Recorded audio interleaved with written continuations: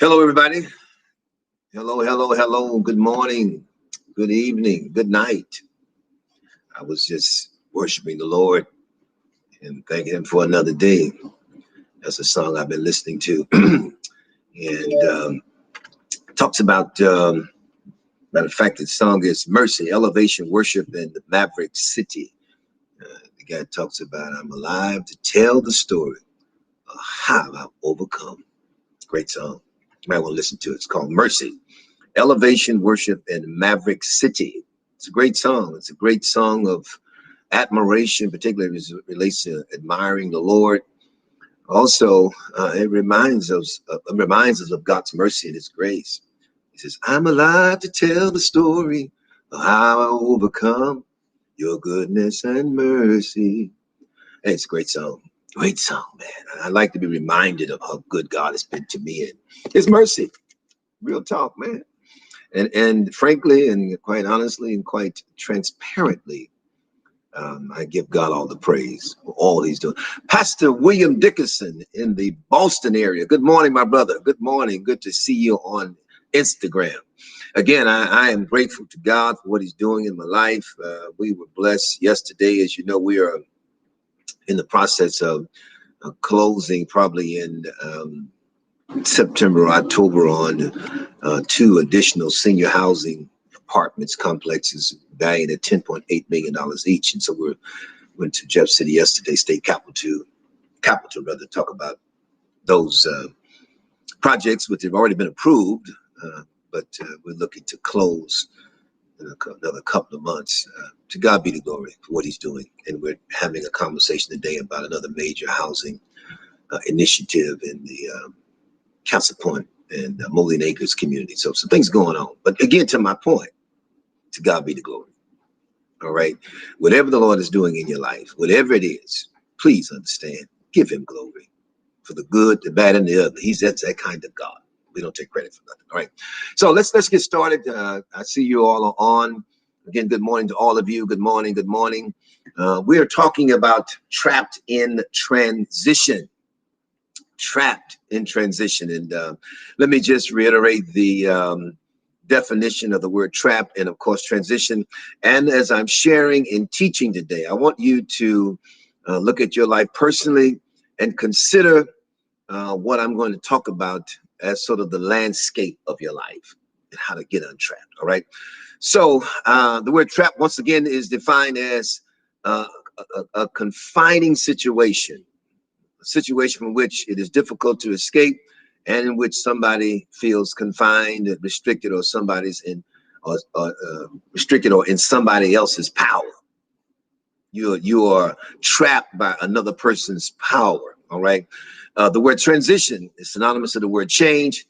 It is a process of change, a process or period in which something undergoes a change and passes from one state, one stage, one form or activity to another. So we're talking about transition, change. Again, stuck in a place, trapped in a state of mind. Today's focus is emotional baggage. Emotional baggage. You're trapped. You're stuck. We all contend with this daily. Whether it's parenting, Pastor Dickerson, Bishop, whether it's pastoring, in your relationships, whether it's with spouse, children, in the workplace, emotional baggage is a continuance or a continual of challenge for all of us to unload, to unwrap, to discard the baggage. So emotional baggage is a metaphor that refers to your negative, unprocessed emotion from past experiences.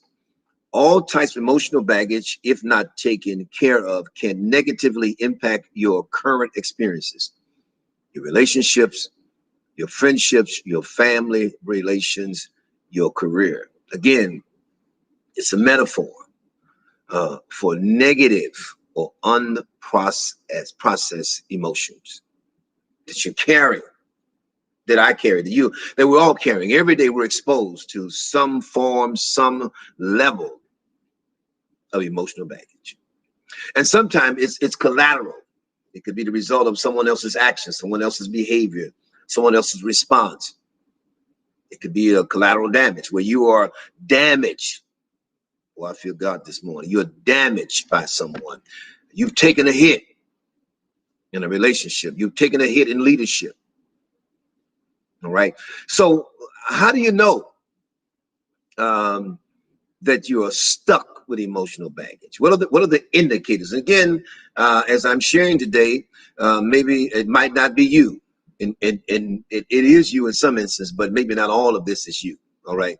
So as long as you're in this life, you're going to be exposed to emotional baggage. Of course, the goal is to get rid of. Okay. So what are the indicators that you're stuck? The point here is the awkward word is the word stuck. You're stuck. You're stuck in a relationship. You're stuck in a place where you got emotional baggage. You're trapped. Number one, repeating unhealthy relationships. There's this vicious cycle where you are repeating unhealthy relationships. Now, this is good for young folk because young people do this. Middle-aged folk, older people do it. All right. Number two, you're not living your potential. You're not living your potential. When you carry baggage from place to place, you will become weighed down, tired, and even hopeless. Emotions passed from one experience to the other can kill passions that you used to have inside, or kill passions that you used to have inside. Things that you got, the drive, you want to do something, but the emotional baggage kills the potential. In some cases, it causes a mental illness. Now, understand that all mental illness is not a matter of genetics. It's a matter of you've been damaged psychologically. And some of this is a result of you being stuck in a place. I've contended with that, to be honest with you. I've contended with mental illness, and not from a genetic standpoint, but damaged by something, some experience. As a parent, damaged. Hello, somebody. You emotionally or mentally, you're damaged. Jesus, I know parents who have spent thousands of dollars to prepare their kids for college and, private school in some cases. And the kid decides abruptly, I don't want to go to college, or get in trouble at school, get kicked out of college. Man, that's mental illness at its highest level. Jesus. And that's real talk. Sometimes we don't, as Christians, sometimes we don't face the reality that where we are in this process, man. It's mental illness. You've given your life, invested in a relationship, and the residual of the relationship is not equivalent to what you expected. You've given yourself, so to speak. It's mental illness when you've been damaged by, betrayal. So that's a sign. Another sign is you haven't faced the past. Been that done, you all.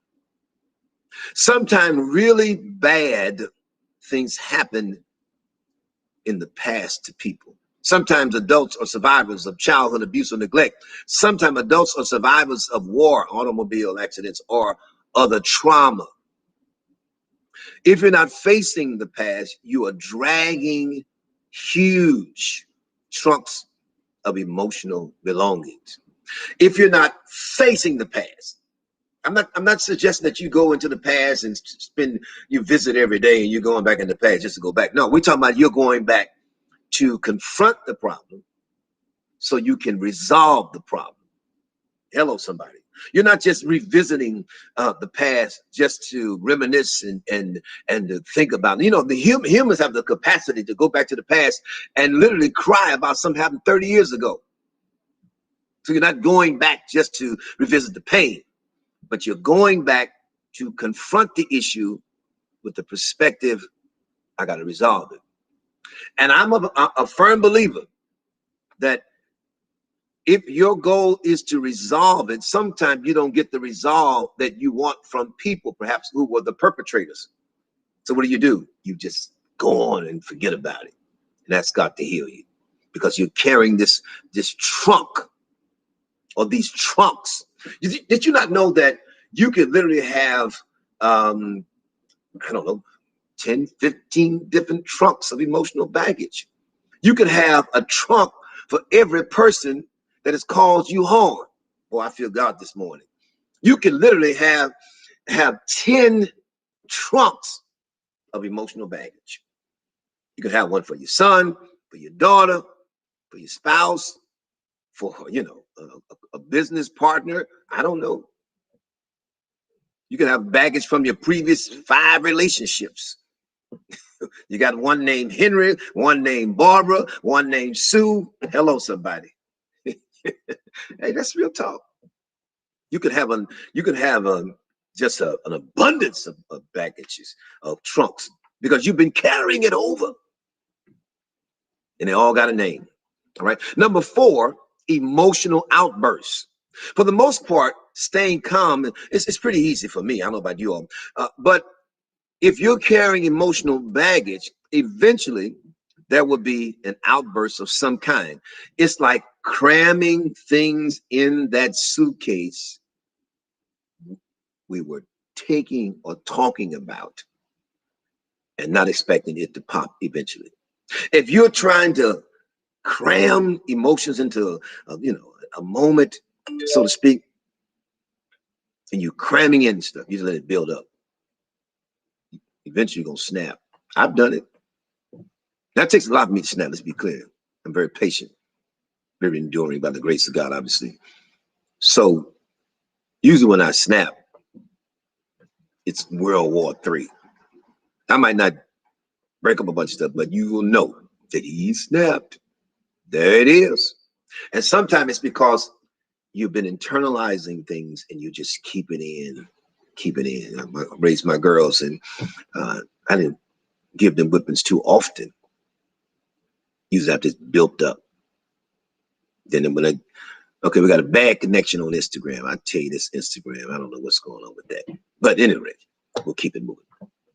I would snap, man. I'd be so mad, so angry. I want to kill them. You want stuff build up. All right. Number 5, you feel tired or withdrawn. That's an emotional, that's emotional baggage. Because what happens, you're tired all the time. You become weary because you carry this stuff. Number 6, you still feel connected to an ex.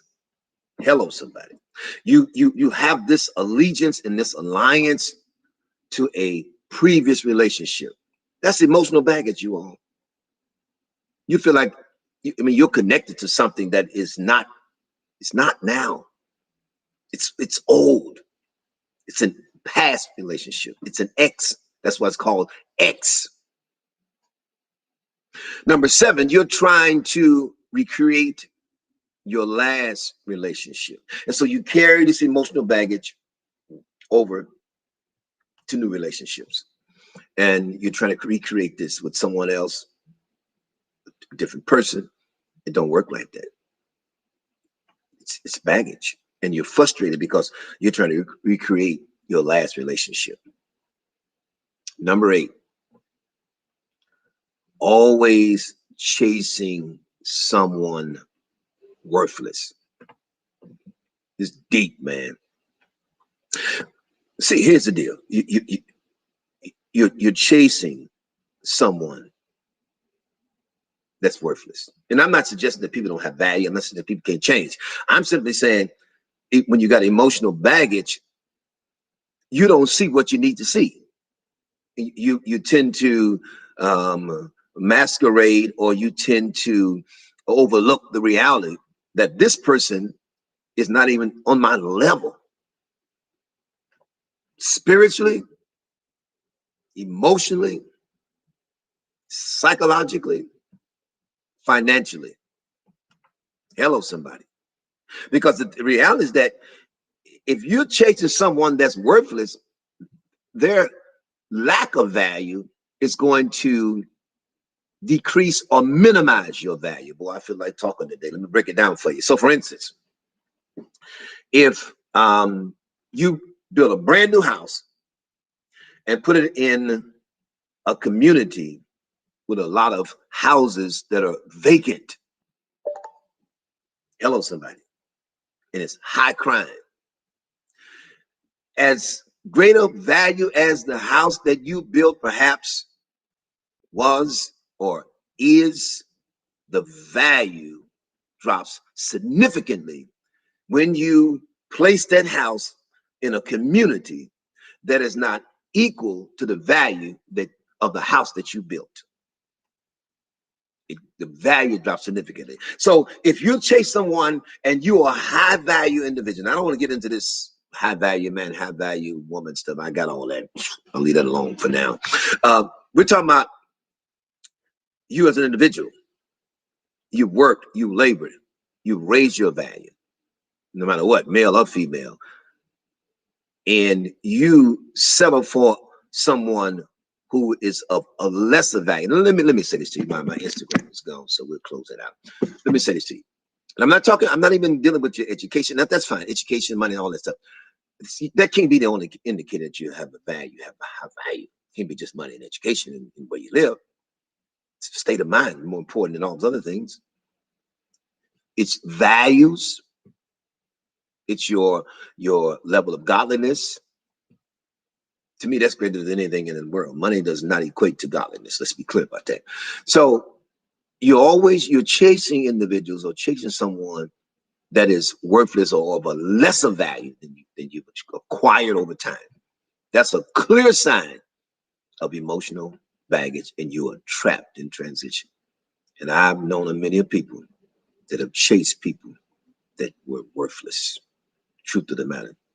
I'm not being dogmatic here, but sometimes folks just don't want what they don't have the value. They don't want to live the life. So why would you chase them? And the reason why you're doing it is because, in some instances, because you're trapped in transition and you're carrying emotional baggage. That's real talk with the bishop, you are. All right. So maybe this didn't fit in all of your experiences in life, but I'm assured that it did in some instances. I'm positive it did. Because God gave it to me, I know. And this was given to you so you can get free. You've been trapped. It's time to now get away. Run. The movie. Run, Forrest. Run, Forrest. Run. Tell yourself, run. Run, Barbara. Run, Jimmy. Run, Sally. Whatever your name is. Run. Because how can you help somebody and you haven't helped yourself? Got to get yourself together. Got to get untrapped. All right. Got to go. So I would encourage you to listen to this over and over again, because you might have layers of stuff in you got to get out of you. Listen to it, pray about it, let your mind be transformed by renewing of your mind. Transform. Let God change you. Change your mind. Hello. Because if you don't, you'll keep doing the same thing over and over again and expect different results. All right. God wants to set you free. Whom the Son sets free is free indeed. Get free. And you can only find real freedom in God. Gotta go. All right. Y'all be blessed. We'll hope to see y'all Sunday morning. We're gonna have an awesome time in the Lord, closing out the Disciples series, and I'm anticipating great time as always. God shows up in a very profound way. Need you to share, need you to like, go to my YouTube channel, subscribe to YouTube. That's Real Talk with the Bishop. Follow me on Instagram, Facebook. Let's get it going. Follow me. I'm on LinkedIn. You can follow me on LinkedIn. All right. All right. Thank you. God bless you. Share again.